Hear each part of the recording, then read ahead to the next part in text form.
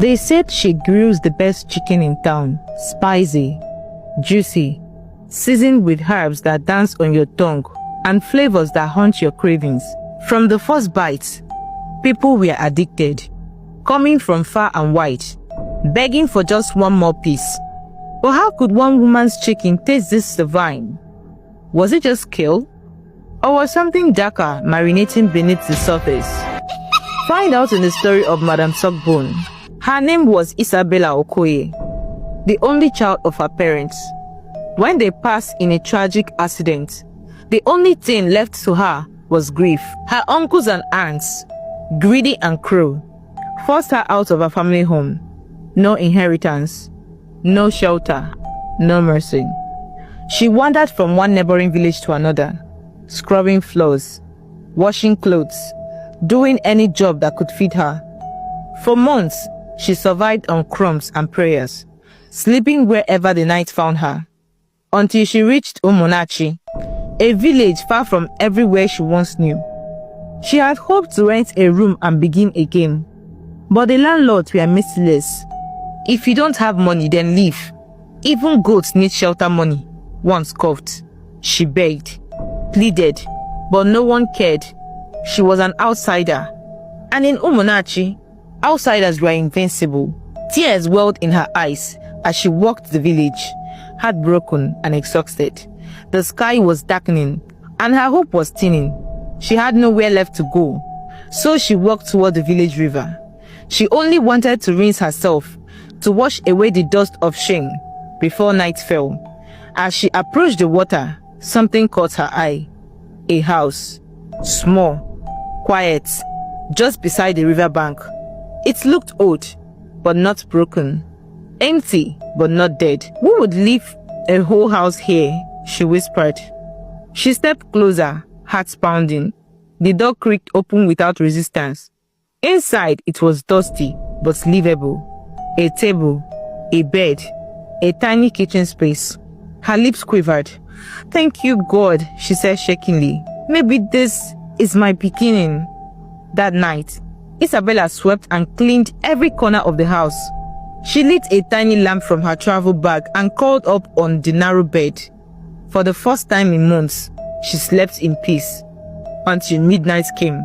A chilling wind blew through the house. Though the windows were shut, the flame of her lamp flickered violently, then died. Child! Isabella's eyes snapped open. Standing by the bed was a figure, glowing, radiant, terrifying. A woman, tall and otherworldly, her skin shimmering like water under moonlight. Her voice echoed from everywhere. I am Mirima, the river goddess of Umunachi. I have seen your pain, your rejection, your sorrow. Isabella froze. Her breath caught in her throat. Who are you? What do you want from me? I want to bless you, child. I want to give you riches, fame, power, a life of glory in this very village and turn its back on you. Isabella's heart studied. You will do that for me? Yes, but you must serve me in return. Mirima's voice deepened. By morning, a part of this house will become a restaurant, beautiful and shining. Outside, you'll find stacks filled with chicken, spices, oil, drinks. Every morning, I'll provide. Your job is simple. Cook. Make the chicken irresistible. Fry it with pepper and onions. Season it richly. The smell alone will summon crowds from across Umunachi. Feed them. Give them the chicken. Give them the drinks. And as they eat, I will feed. Their livestock will flow into the river. You will prosper as they wither. You will rise as they fall. Isabella sat up, staring at the goddess with wide eyes. Her mind raced. These villagers had laughed at her, spat at her, watched her suffer. Now, someone wanted to reward her, make her powerful, make her matter. A slow smile curved on her lips. Yes, she said coldly. I accept. I want the riches. I want the fame. I want them to crawl to me. Let them pay for ignoring me. Mirima's eyes gleamed. Good. Welcome to the land of riches, my daughter. And just like that, she vanished. Outside, the river rippled, as if it had heard every word. Isabella Okoye woke up to the scent of possibilities and the sound of change. The once rickety house by Umunachi River had been completely transformed.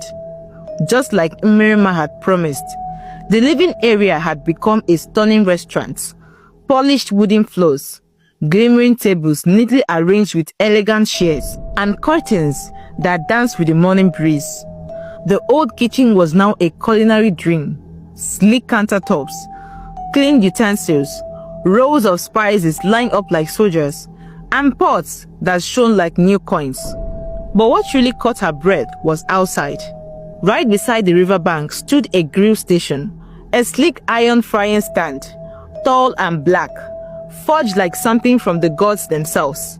Beneath it, glowing coals cracked gently, giving off a low, steady heat. The fire didn't smoke, it didn't spit, it just glowed, like it knew its purpose. And surrounding it were sacks filled with fresh chicken, soft, plump, cleaned and ready. There were crates of drinks too, packed and cold, already sweating with icy condensation, even in the unforgiving heat of Umunachi. No fridge, no cooler, just cold by magic. Isabella didn't question it, she smiled. Let's begin, she whispered.